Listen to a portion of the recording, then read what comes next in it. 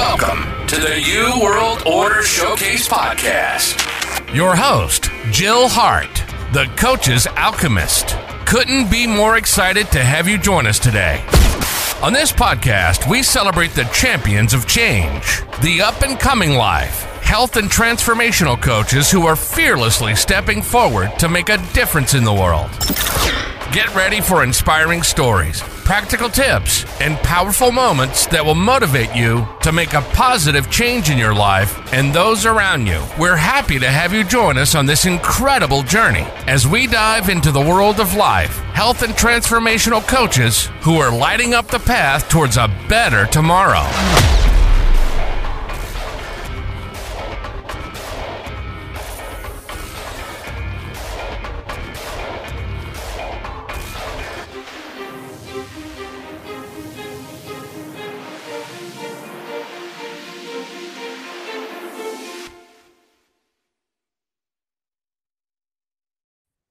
Hi, and welcome to the New World Order Showcase Podcast. Today we are speaking with Tanya Jurecki. She is from Radiant Redemptions, and she empowers women to reclaim their lives after addiction. Welcome to the show, Tanya. A little bit of a rough start here, but I think we're on track now. I think so. So tell us your story. How did you get into this line of coaching, and what are you doing? So for me, it was birthed out of my own story. So I am an alcoholic in recovery. I've been in recovery for almost 3 years now. And I think what happened was in my own journey, realizing how, as I was getting sober, I was still struggling with shame and not feeling like I could look people in the eye anywhere outside of in recovery rooms. So if I was in a 12-step meeting, I was fine, but outside functioning in real life, I didn't know how to separate out who I had been with who I was turning into. And it just caused a whole lot of problems. And I think the more that I am in recovery, working with women, it's seeing that I'm not alone in this struggle. I think that as we start to fix the problem of our addiction, whether it's alcohol or drugs or food, there's still some underlying story work that needs to be done of like digging back into some of the things that we believe about ourselves that we've believed unquestioningly for probably our entire lives without realizing it, that are still playing out in how we're acting now. And like, I know that I've been able to come to such a place of like growth and healing and feeling more at home in my own skin and like confident in myself and my abilities. And if I can help other women like walk alongside and coach them to be able to do that for themselves, to show up more fully for their families or their work or whatever it is that is lighting them up, to know that they have an opportunity to do that and they can live a life that lights them up.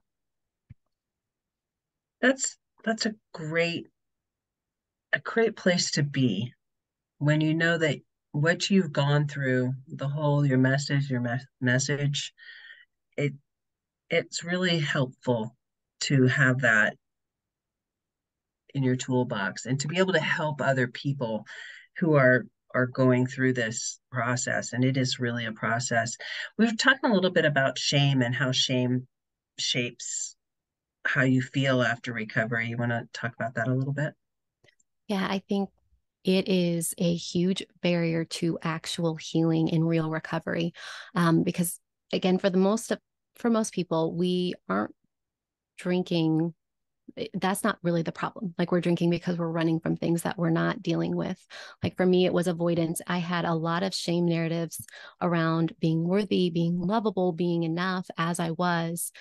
And just quitting drinking and starting to like work some of the steps did not address those issues. I was still feeling like I wasn't enough. I was still feeling unworthy. And now that I had this baggage of my past and the wreckage that I caused, I felt weighed down by it. And it was hard to see outside of it. And I, again, in hearing stories, one of the beautiful things about 12-step meetings is getting to hear other people's stories and realizing we can own it in a room with other people who understand. But to go meet someone on the street, it feels like I have this part of me that I can't be honest about. And that's what shame does, right? It's always like, well, if anyone ever knew you, then they would never want to be around you. And it keeps us isolated and keeps us thinking pretty much on ourselves. It's still a very self-focused emotion. And I just have seen it derail people, especially in their recovery journey, because you get stuck in thinking that basically your life is no different now than before. It's just you don't have the coping mechanism that you did before. And I've seen a lot of people relapse and struggle to get any sobriety back after that because they just kind of give up. And I feel like if we can start to delve into stories, like go back and identify what's really tripping us up, because typically it's in our past, it's in our stories, whether it's from childhood or from what was happening when you were in addiction. There are stories at work. There are lies that we are believing. I mean, our brains work in narratives. We're always telling ourselves some kind of story. It's how we function as human beings. And so when we can tweeze out the lies and start to name them and be able to start to speak some truth into it and form new neural pathways, because that's the beauty of our brains, is like we can actually change those thought patterns. And so taking advantage of that to start to speak truth to the lies that shame tells us. That's a huge part of my mission. Marissa Pierce says, tell yourself a better lie. Because they're all lies. Yeah. Your reality is based on what you think, and what you think dictates how you feel in any given circumstance. And shame is just one of those emotions that can derail even people that have never had an addiction problem. They just didn't find a coping mechanism that they could become addicted to. And it probably is one of the key reasons people do become addicted to things. They just like want to escape those thoughts and those stories that keep going on in their head. Exactly. So you talk about the shadows of shame on your website. Do you want to talk about that a little more? How shame actually like works, waiting to attack you. I think, so I think when you are working, so specific for recovery, as you're working this program, it's a very vulnerable space in trying to learn how to live differently and how to actually cope with emotions. And I feel like it's always lingering in the background. So as I'm doing the work of, let's say, identifying my character defects, or I'm having to make amends, and there is just this like voice in the back of my head. It's like, they're never going to forgive you. You're not going to be in a relationship with this person anymore. And look at this list of defects. You think you're ever going to be any different. And it's just, I feel like it's almost kind of like a lion just waiting to attack. And it's in those soft spaces, like it's where you're vulnerable. And recovery is a huge process of vulnerability, because we've always armored up behind lies, behind whatever substance or thing of choice that we were using to numb out and avoid. Now in this space of having to be open, having to be honest, that gives shame a huge place and playground to just run rampant in your brain if you are not being honest about it with people. And that's where it comes down to communication, because it does lurk in the shadows and it will start to overtake you, and you do start to believe it because there's already, I like to imagine it like a super highway in my brain of all of these stories, all of these narratives. So anything that comes close to, I am not enough or I am not worthy, my brain knows how to take it and like run that highway, because we've done it my whole life. So it's very, very well paved. So what are some of the coping mechanisms that you work with people on? And how do you work with people? Is it like group coaching? Is it one-on-one coaching? How does that look? So group coaching, I think the power in this, because we're going to have to do some story work, is being able to share your story. And I'm going to put it like my mentor puts it, looking into the eyes of acceptance. For one thing, being able to be received in a space where you feel shame. That is the antidote, is acceptance, is compassion. Also, I think being able to know that you're not alone in what you're doing, because that's the other thing, is thinking like, no one's ever done these things that I've done. So group work in this, I think, is essential, because that's where the real healing comes in, knowing you're not alone, being able to be received. And I think typically I want to start to understand what, like, some of the thought patterns and some of the behaviors that are still struggles, because it's like, okay, if you're exploding every time someone asks you a question, we need to dig into that, like what's going on there, because that's not a normal reaction to someone saying like, hey, you forgot to shut the door, like why are you screaming at them after, kind of a thing. And so it's just to start to like identify what are some areas that you're still noticing some weird behaviors in? And we're going to start to kind of trace it back and see if we can map out where that started and why that's happening. Because I think we can't start to combat shame until we know what it is that we're believing. You can't fight something when you don't know what it is. We can treat things surface level, but you will not get lasting results. And so I think this is the way to true change. How do you actually find the shame stories with people? Do they like just know what they are, or do you have like ways of helping them figure that out? It's lots of questions because typically we want to go to the easiest, closest answer. And so we have to keep kind of digging in. And I almost kind of like use some of the tools that my counselors have used with me in a very similar way of like just kind of trying to peel back the layers of the onion, so to speak. Because typically it's more, you want to go towards the earliest memory of when you notice this stuff happening. And then we're going to start to, or like, were these behaviors you grew up with? So you thought this was just a normal thing? Because I think part of it too sometimes is you take on whatever was normalized in your family of origin. So sometimes it's like, yeah, well, I mean, I grew up in a house where my mom yelled at me every time I did something wrong. And so I just thought it was normal that you yell when you're upset and then everything's okay. But yeah, I think it's good questions and or starting to question some of the dynamics at home.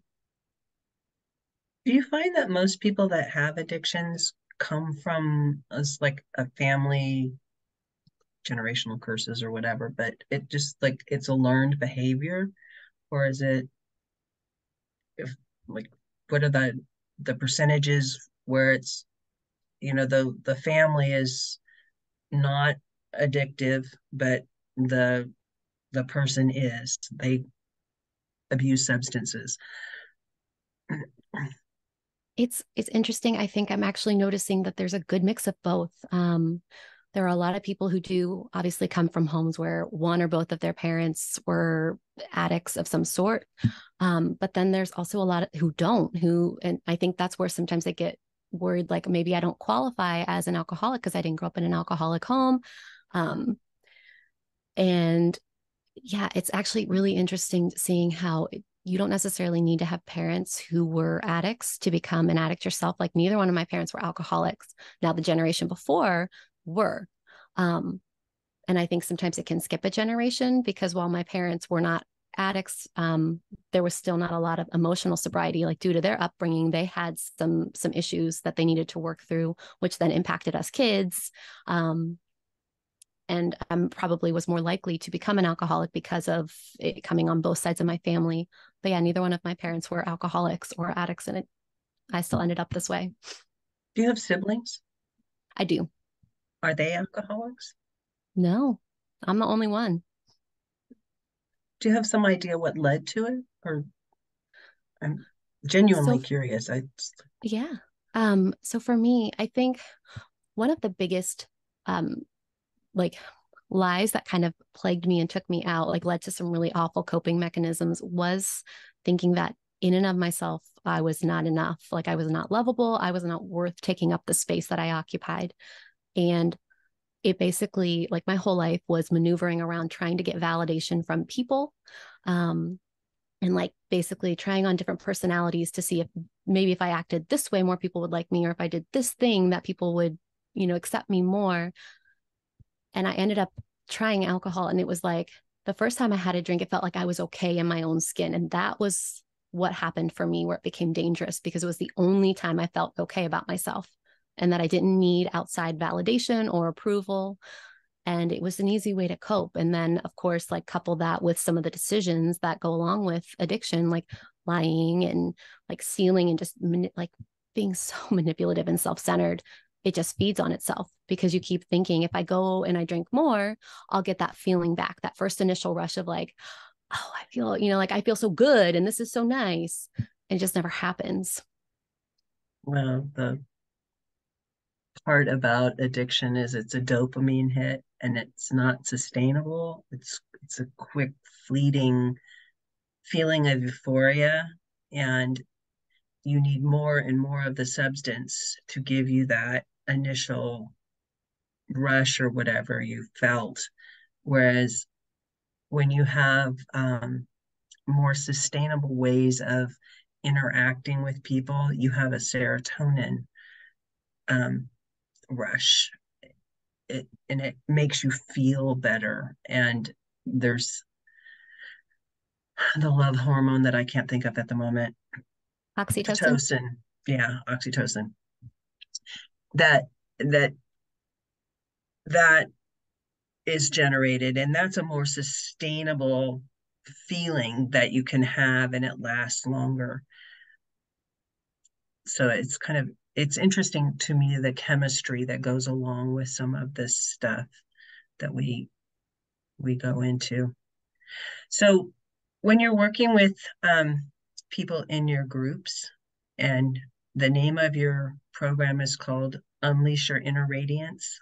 I like Yes. that. From the dark shadows to radiantly happy. Yes. So how long does it normally take people to get from this place of shame and loneliness to a place where they kind of have their feet on the ground a little bit?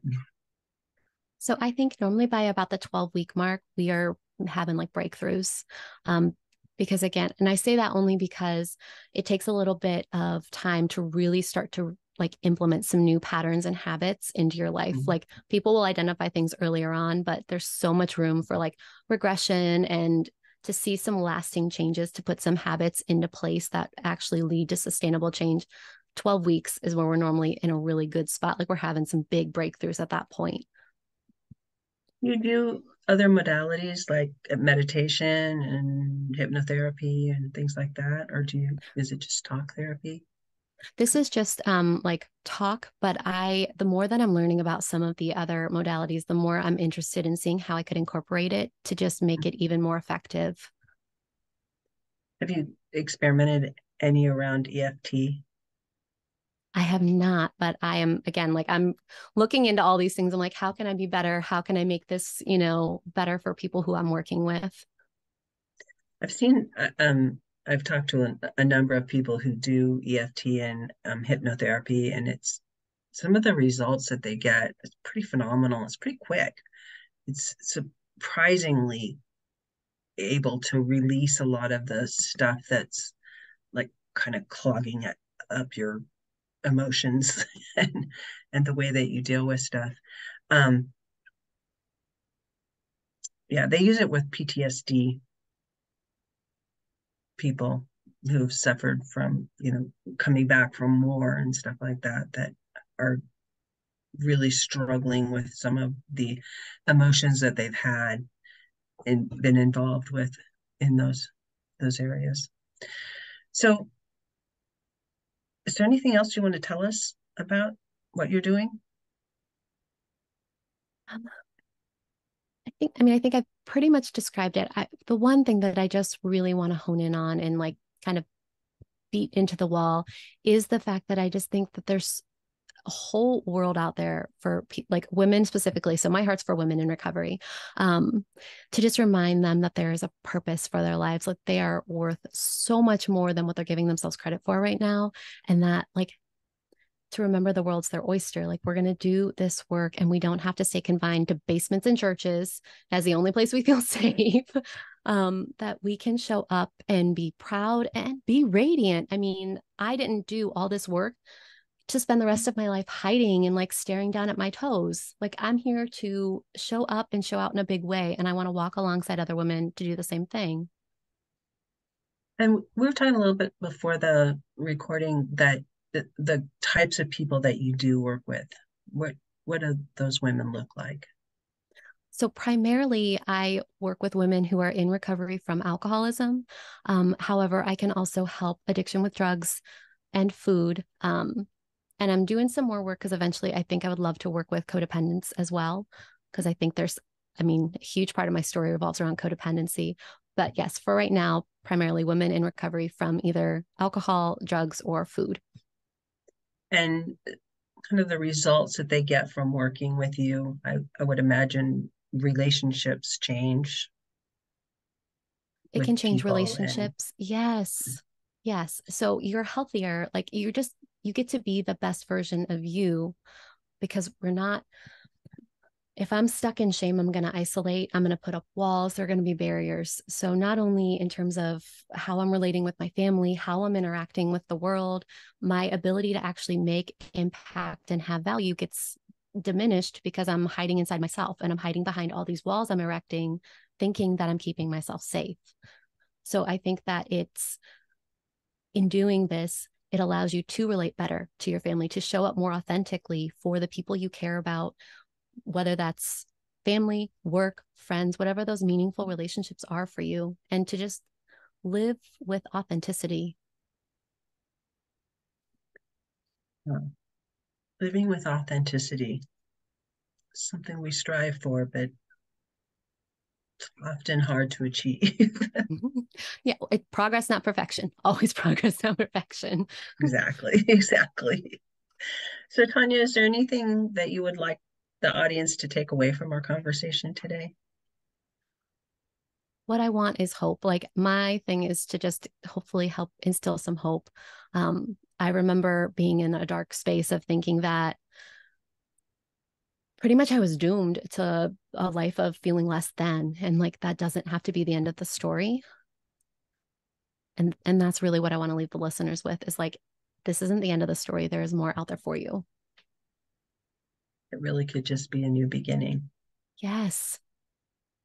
So they can reach you on your website, radiantredemption.com, correct? Yes. And I've got a ton of free resources as well as more information about my coaching if they want to reach out. Perfect. Thank you so much for joining me today. This has been great hearing your story and how you're helping people recover. Thank you for having me. It's been a pleasure being on here. Thank you so much for tuning in to another empowering episode of the You World Order Showcase podcast. We hope you've enjoyed hearing from our incredible life, health, and transformational coaches who are making a profound impact on the world. Remember, change begins with you, and you have the power to transform your life and the lives of others. If you want to take that next step and unlock your true potential, visit thecoachesalchemist.com, where you can find the 3 ways we can help you for free to spin your talent into gold with clarity, a system, and a plan.